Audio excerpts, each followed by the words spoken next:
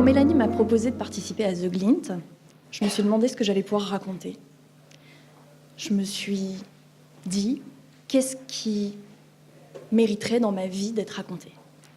Et puis j'ai réfléchi, et je me suis rendu compte qu'il y avait quand même une chose qui avait occupé une place énorme dans ma vie.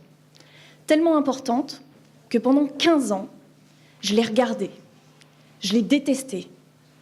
J'ai essayé de l'accepter, et puis je pense aujourd'hui avoir réussi à l'assumer. Mon nez. Alors attendez, je vous le montre que vous compreniez de quoi je parle. Le nez. D'aussi loin que je me souvienne, ça a commencé par une remarque.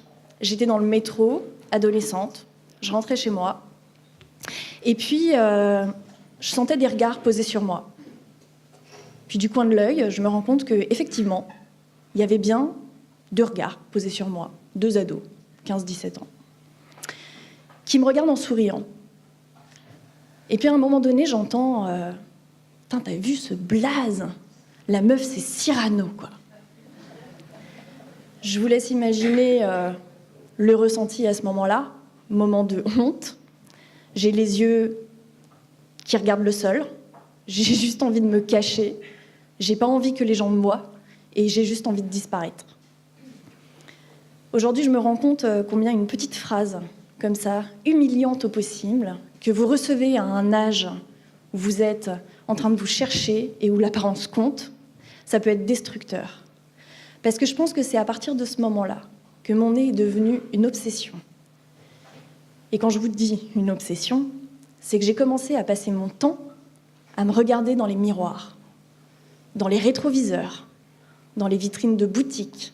J'ai passé mon temps à me regarder dans tout ce qui pouvait renvoyer mon reflet.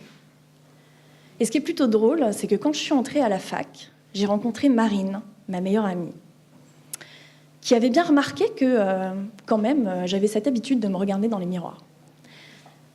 Sauf que Marine, au lieu de me dire « Non mais arrête de te regarder, c'est insupportable, on est en train de se parler là, regarde-moi dans les yeux », Marine m'a offert un petit miroir de poche que j'ai gardé dans mon sac à main pendant des années, comme un gris-gris.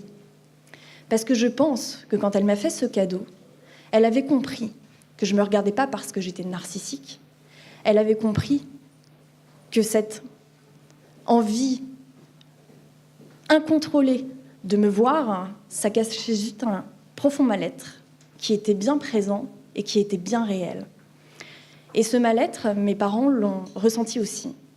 Parce qu'un jour, ma mère m'a dit « Écoute Marie, on en a discuté avec ton père et on voit bien que tu te sens pas bien. Tu te sens pas bien dans ton corps, tu te sens pas bien dans ta tête. Et tu nous parles quand même beaucoup de ton nez. Donc si pour te sentir mieux, tu veux qu'on corrige ce nez, on peut en appeler à la chirurgie esthétique. On fera appel à quelqu'un de bien qui prendra le temps de t'écouter. Parce qu'il ne s'agissait pas de le transformer. Il s'agit simplement de le corriger. Alors, comme vous pouvez le remarquer aujourd'hui, je n'ai pas fait appel à la chirurgie esthétique. J'ai fini par y renoncer. Pas du jour au lendemain, mais je pense que cette proposition qui venait de mes parents, ça a été une libération pour moi. Une libération parce que d'un seul coup, j'ai réalisé que je pouvais changer.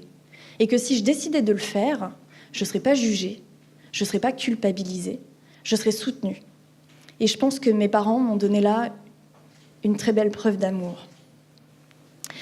Donc, ça a fait son chemin. J'ai gardé dans un petit coin de ma tête cette possibilité, éventuellement, d'en passer par la chirurgie.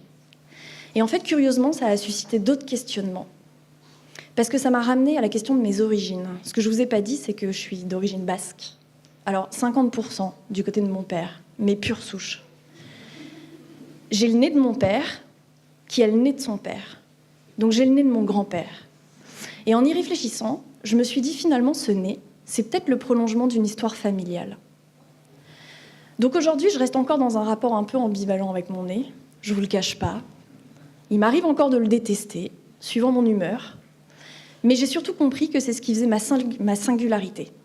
Et quand j'y pense, c'est cette caractéristique qui me vient systématiquement à l'esprit. Je me dis, au fond, si tu avais un nez rectiligne, longiligne et fin, mais tu serais d'un banal. Donc cette histoire a commencé dans le métro et le hasard a fait qu'elle s'est en partie terminée dans le métro cette année.